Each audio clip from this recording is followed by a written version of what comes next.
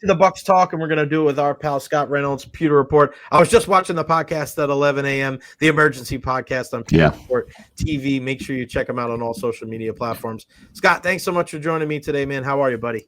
Good. Long time no see. It's been, what, an hour or so? I know, pal. I know. It's been crazy. And some good news, man. Yes. Again, I was sending everybody over to the podcast, pewterreport.com. A great chat with Josh Grizzard yesterday. I know you got Larry Foote coming on later on today. But, I mean, the big news today is Chris Godwin. We were kind of wondering, hey, pretty transparent about Jalen McMillan's injury. It was like, wow, we know a lot, but we don't know anything about Chris. Didn't take very long for us to kind of figure out, first from the Adam Schefter report and now from Todd Bowles. He's coming off the PUP list, and I think this bodes well for him, earlier than later when it comes to seeing Chris Godwin. What do you make of his entire situation? I go back to the Paris Warren injury, and if that name rings a bell, He was a wide receiver back in 2007. Actually led the NFL with 4 touchdowns in the preseason, had about 200 yards receiving for the Buccaneers under John Gruden at the time.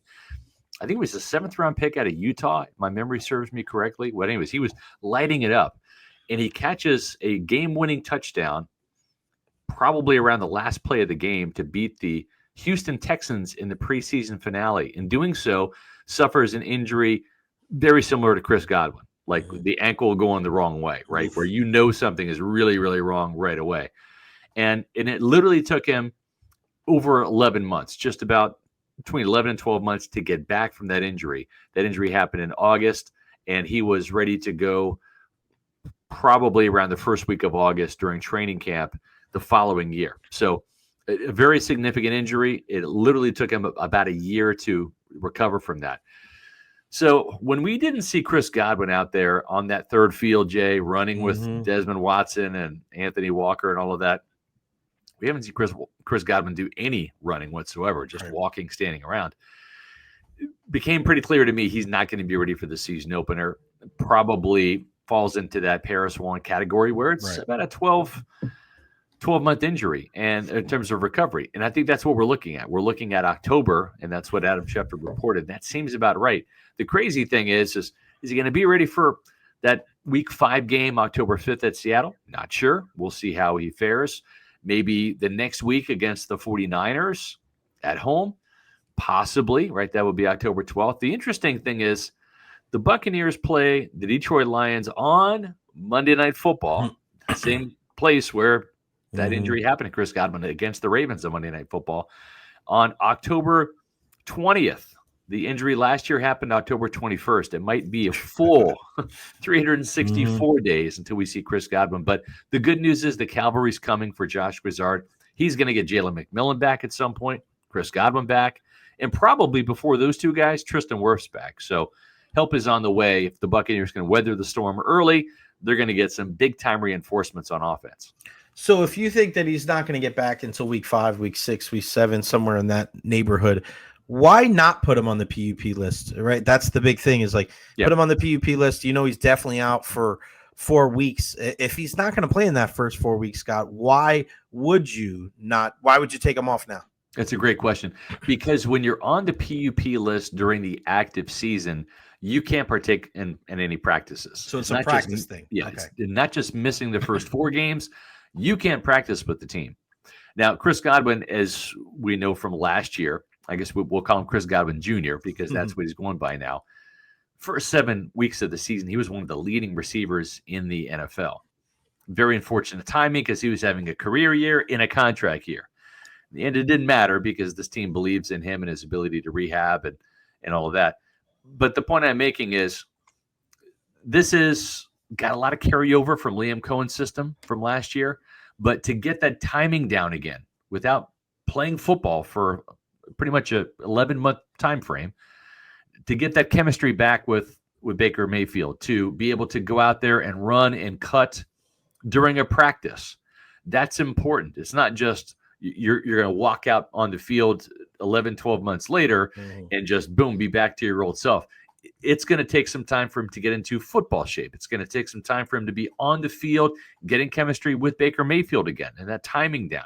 It's going to take some time to learn the new plays that Josh Grizzard has installed. He's been watching them from the sidelines now. He's been watching them on film, but to actually get on the grass and know where those spots to sit down in zone coverage on certain plays.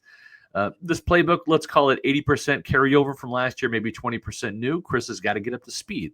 So those are some reasons why you want Chris Godwin on the field with the team, practicing and getting ready to get ramped up for whenever he returns, whether it's that Seahawks game, the 49ers game, or that Lions game on Monday night. So you mentioned Tristan Wirfs. I mean, he's another guy, and Todd was very poignant in saying, like, he's going to be on the 53. So what are we looking at when it comes to the return of Tristan Wirfs? It seems like it's probably going to be sooner than Chris. Yeah, no? I think so. Yeah. Probably not for week 1. You'd love to have him. I know this organization would love to have him for week 2. Monday night against the Houston Texans. Why? It doesn't seem like it's against a world-beating team, but the Texans were a playoff team last year. The big reason why, they have a pair of bookends that can get after the quarterback. Will Anderson Jr. on one side, Danielle Hunter on the other. Both those guys were double-digit sackers. So you want Tristan Wirfs back for that game if he can make it. But here's the thing. If he misses the first 4 games on PUP, he's going to miss the Falcons. He's going to miss the Texans.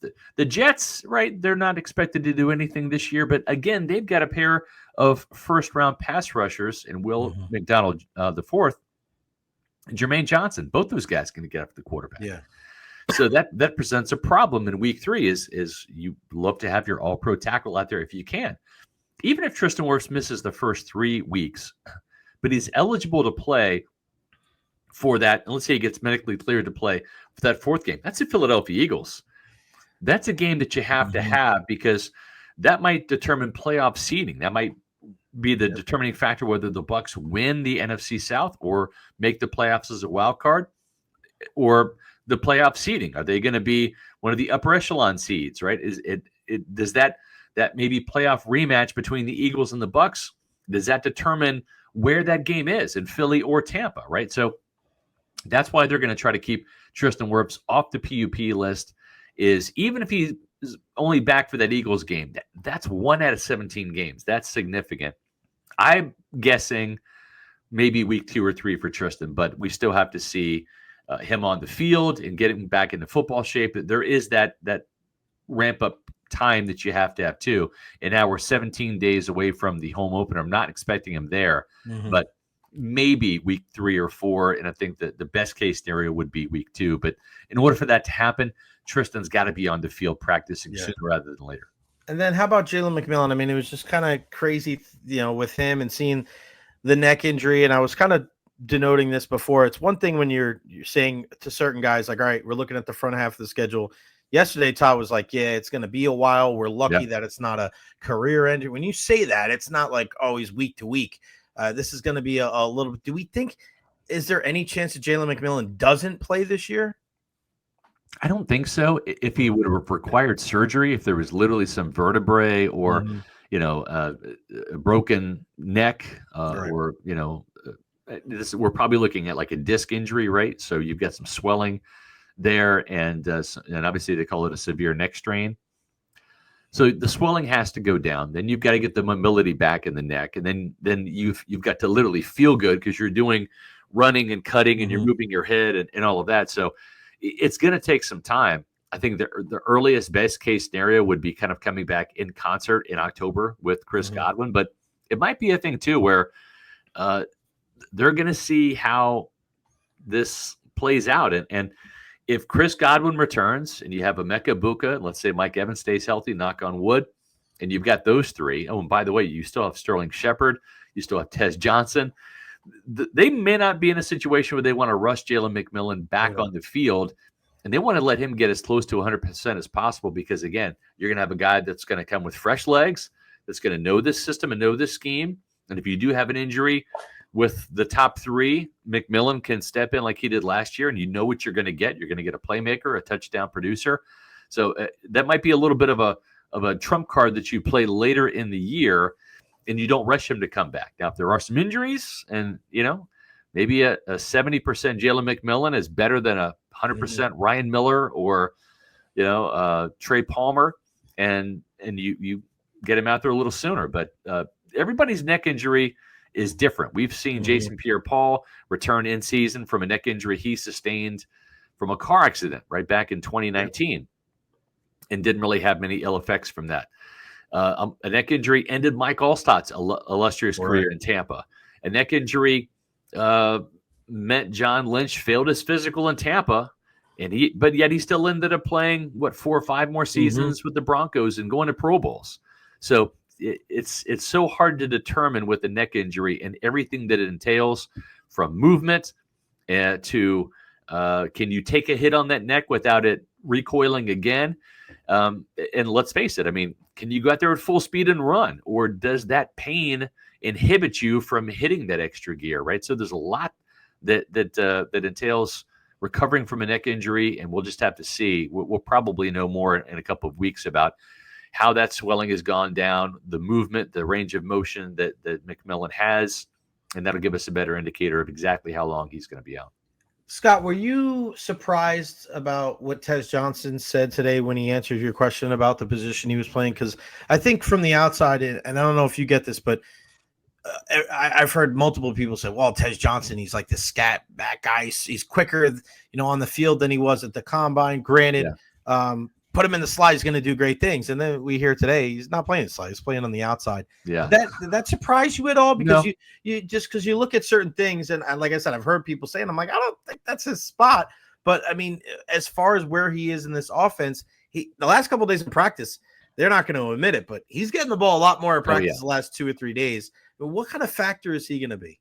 Well, he's playing that Jalen McMillan flanker position, the Z receiver position, and then he's kind of cross-training at the X, which is the split end. So he's playing the outside receiver positions, and that's pretty much where he did his damage at Oregon in terms of winning some of those one-on-ones. Now, the Oregon slot is different than the we'll call it the Liam Cohen / Josh Grizzard slot, right? The imported LA Rams offense. So when you think about the slot position with Sean McVay, you think bigger bodied slot guys. You think Cooper Kupp back in the day and Puka Nacua now. Those are 6'2", 205, 210, 215 pound guys. And that's why Chris Godwin was so effective in the slot last year. Godwin just thrives in there because he's a bigger body that can get the yards after the catch. He's physical enough to kind of bang and get some free releases from linebackers underneath in zone coverage and safeties that come up on top of him. And he's fast enough to beat some of the nickel corners that he will go against in the slot. And that's why Emeka Egbuka is so important. At 6'1", 205, he's got the bigger body that you need to go across the middle. And keep in mind, Mike Evans last year played more in the slot last year than he ever did any other time in his career. Because, again, you're seeing more and more teams with that LA Rams-based offense use bigger receivers in the slot for that reason, to create some of those mismatches. That's why Drake London in Atlanta plays so much in the slot, because Zach Robinson also came from that Sean McVay coaching tree. So when you have a smaller receiver like a Tez Johnson at barely 6 foot, barely 160 pounds, he's better suited outside in this offense. So it's not like the traditional Wes Welker, Danny Amendola, Julian Edelman, Patriots slot, or like Adam Humphrey played the slot back in the Dirk Cutter days, right? It's a little bit of a different player. You need to be able to block. It's very similar to how Chris Godwin played in the slot in the Bruce Arians offense. You do a lot of the dirty work, the physical work there. It's just that with Arians' scheme, it was more of a vertical attack from the slot. We think Rob Gronkowski playing tight end. Think Chris Godwin, a little bit more vertical. This is a little bit more crossers across the middle, getting yards after catch. Instead of being a 17-yard catch, you're getting 17 yards with a 7-yard catch and then running 10 yards after the catch. That's kind of conceptually how it is. So Tez Johnson really doesn't fit in the slot so much because of the lack of size, but on the outside, he can still do a lot of things. And remember, we've seen an awful lot. We've even seen it in the preseason games. A lot of wide receiver screen stuff to the outside. Yeah. That's where Tez Johnson can really be effective too. Getting the ball in his hands, he's slippery and elusive. And even for a bigger receiver like Ryan Miller, 6'2", 220, he can still make you miss. Garrett Green has also functioned well outside on some of those wide receiver screen passes. I got to ask you about the backup quarterback situation. Me and our good buddy Ian Beckles, he said they don't trust Kyle Trask. And I'm just like, yeah, I mean, you look at this entire situation here with, if Baker goes down there, we're going to be, for any long period of time, this offense is probably going to be in trouble. But, what do you make of this entire situation? What's going to happen week 1 of the NFL season? Who's going to be backing up Baker Mayfield? I think it's going to be Kyle Trask, and Baker Mayfield will be obviously your starter. They've bubble wrapped him in the preseason, which is smart. I wouldn't even have him stand on the sidelines, to be honest. Exactly. You don't want somebody crashing out of bounds into his knee or something. Knock on wood. I can't believe I even said that. It's all right. We both knocked on wood. Yeah, I'm knocking, folks. I'm knocking. But I think it's going to be Kyle Trask. You have to remember a couple of things. This is year 2 in this offense for Kyle Trask. He knows the offense. He has the entire catalog of what Josh Grizzard wants to do and what Liam Cohen did last year up here in the noggin. He's got the rapport and the chemistry with throwing to every single receiver on this team, from Mike Evans and Chris Godwin all the way down to the guys that might end up on the practice squad, right? He looked good when he had Emeka Buka and Jalen McMillan in that first preseason game. And then Todd Bowles decided to give those guys to Teddy Bridgewater, and guess what? He looked good too. Probably even better because he had the starting offensive line in front of him. We're going to see a more fair fight, I think, right, on Saturday night against Buffalo. Yeah. Starting offensive line is not going to play. Both these guys are going to have the backup offensive line. They're going to have the guys fighting for wide receiver 6. They're going to have guys fighting for the practice squad, those wide receivers. That's going to be the collection of talent they're going to have. So I don't think you're going to have a situation where Teddy Bridgewater had all of the elite weapons at his disposal outside of Mike on Saturday night against Pittsburgh, and all of a sudden Kyle Trask didn't. That was a big disparity. Now it's going to be more of a fair fight, and we'll see who wins. But Teddy Bridgewater, my guess is from a roster construction standpoint, probably starts on the practice squad with a wink and a nod deal. We're going to cut you. We're going to re-sign you to the practice squad. Keep in mind, vested veterans, if they're on the active roster week 1, their entire 2025 salary is guaranteed. Their base salary guaranteed for the season, as long as they're on an NFL roster for week 1. You might even see Sterling Shepard on the practice squad for week 1. Remember, they can elevate Sterling Shepard for week 1 as well. He could be on the practice squad. They kind of have that little salary cap maneuver that they do, and Sterling Shepard could be wide receiver 3 in Atlanta week 1, and that's probably, my guess, is what's going to happen. Same with Bridgewater. Yeah. He could be on week 3. He could be elevated up to 3 times during the season, and then if something happens to Baker Mayfield, then Teddy Bridgewater will be signed to the active roster, because then Mayfield would be inactive for a game or 2 or 3, whatever. And then the Bucs have the option. I think Todd Bowles and Jason Light have said enough positive things about Kyle Trask over the years. They genuinely like him. They trust him. And I think Kyle Trask could get you out of a game. But the difference is, let's say Baker sprains a shoulder, sprains a knee or something, sprains an ankle. It's going to be out 2 to 4 weeks.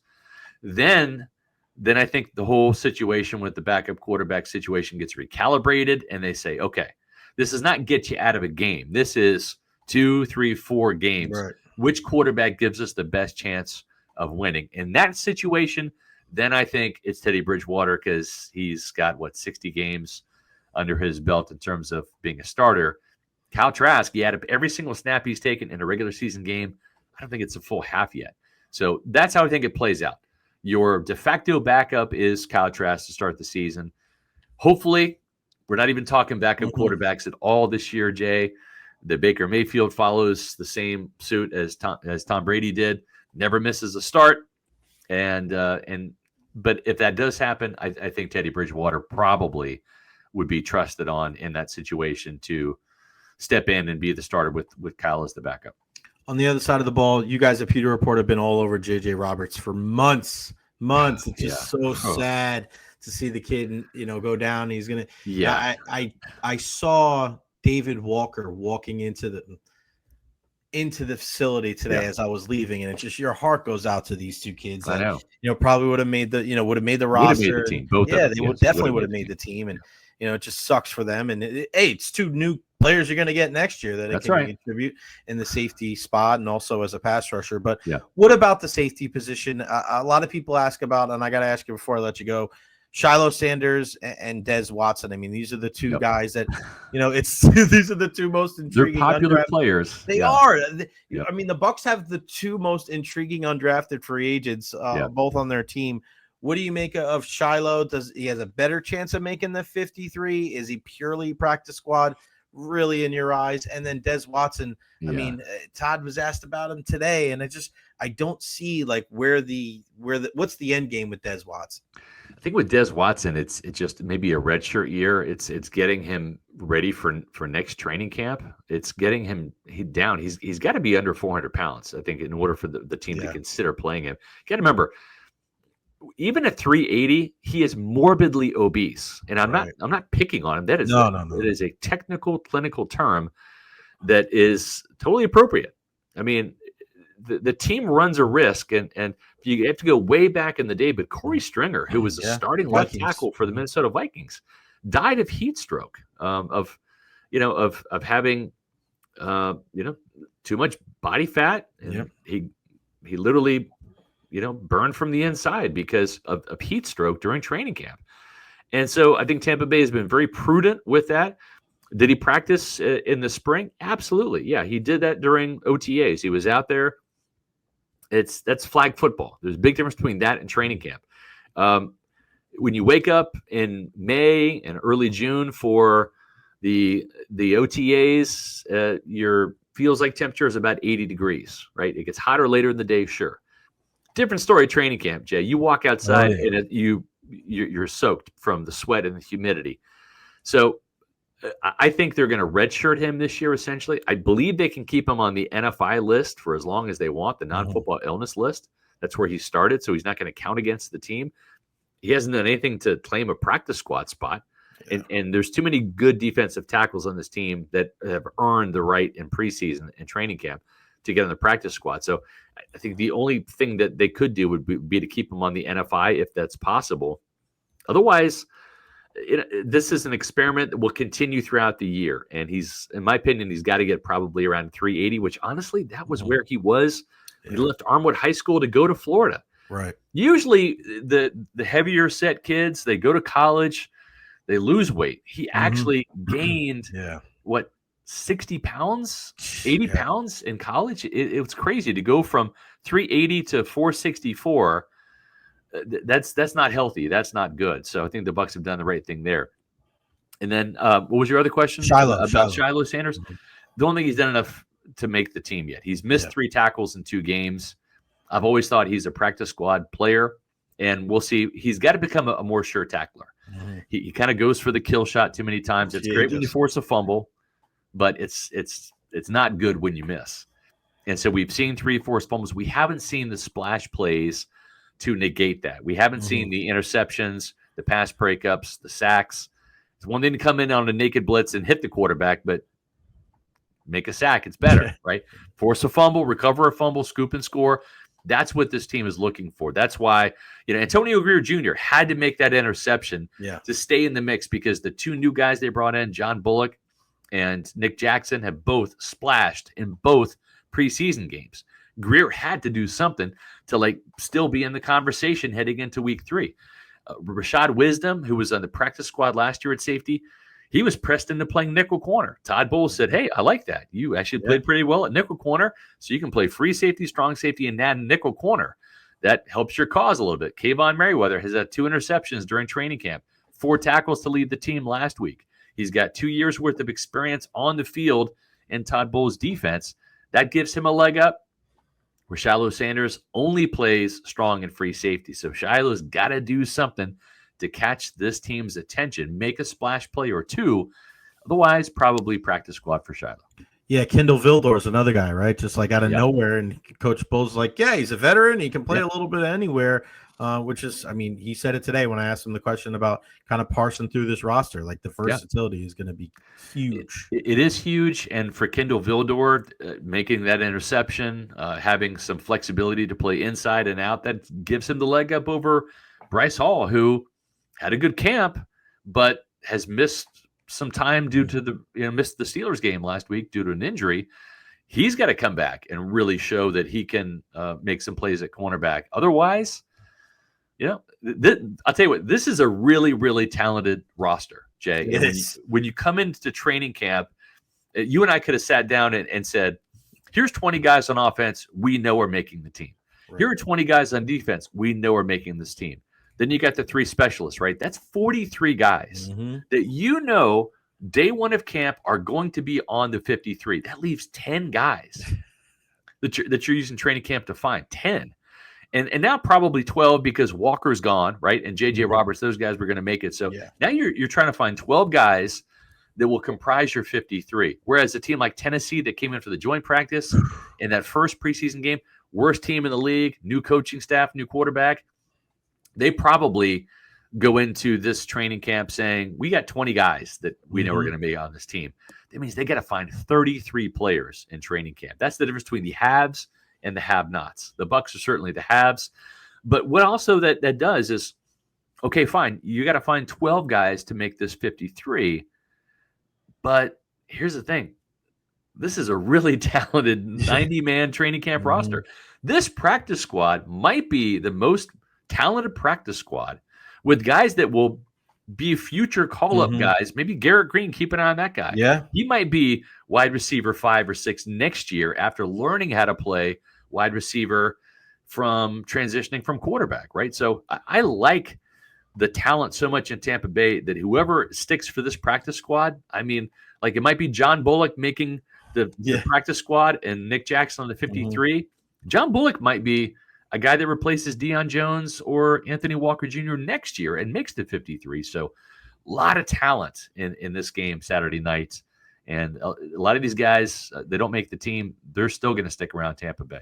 No doubt about it. You are a have if you follow our friends at Pewter Report. If you're not, you're a have not. PewterReport.com, Pewter Report TV, 6 o'clock tonight. Make sure you're tuned in, guys. Yeah, they're chatting with Larry Foote. We'll see if Larry Foote is going to be wearing the shells like crazy. That's a crazy son of a gun, man. It's so cool. I love watching that guy do his thing. Yep. And then, if you missed the chat with Josh Grizzard, again, everything's up on their site, including the chat from earlier today about Chris Godwin and the articles. Everything's up.